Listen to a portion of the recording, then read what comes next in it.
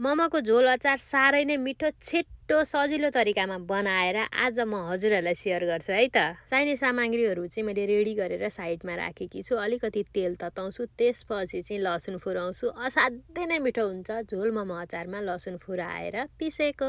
लसुन यतिको फुरिसकेपछि अब प्याज राख्ने, हरियो खोर्सानी है, सुकेको खोर्सानी पनि राख्न सक्नुहुन्छ यदि छैन भने। तर हरियो खोर्सानी नै मगमग बास्ना आउँछ, छ भने चाहिँ राख्नु होला। अब यो प्याज पनि यतिको भुटिसकेपछि अलि निकै टमाटर राखिदिने, अलिकति टिमुर पनि राखिदिने। उल्कै मिठो हुन्छ। स्वादअनुसार नुन, थोरै बेसार। बेसार नराखे पनि खासै फरक पर्दैन। अब यो सबै सामग्री राम्रोसँग सबैतिर लाग्ने गरी चलाउने अनि यो टमाटर पनि मजाले पाक्ने गरी पकाउने। यसरी बनाएको झोल मोमो अचारको स्वाद नै छुट्टै हुन्छ। हजुरहरूले पनि एकपटक अवश्य पनि ट्राई गर्नुहोला।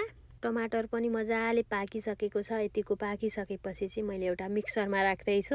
त्यसपछि चाहिँ सफा खानेपानी राख्ने, तातो चाहिँ पिस्नु हुँदैन। मैले चाहिँ चिसो पानी राखेँ। अलि निकै हरियो धनियाँ राखेर कतिको अमिलो खान मनपर्छ त्यो अनुसार हरियो फ्रेस कागती निचोरिदिने। यो चाहिँ तिल, सिलाम, आलसको छोप हो। हजुरहरूले भटमास, बदामको छोप पनि राख्न सक्नुहुन्छ। यो अचार चाहिँ पिसिएर रेडी भइसकेको छ। अब चाहिँ म एउटा बलमा खन्याएर हजुरहरूलाई देखाउँदैछु। ल हेर्नुहोस् त, ठ्याक्कै मोमोसँग खानको लागि झोल अचार चाहिँ यतिको भयो भने एकदमै पर्फेक्ट बनेर तयार भइसकेको छ।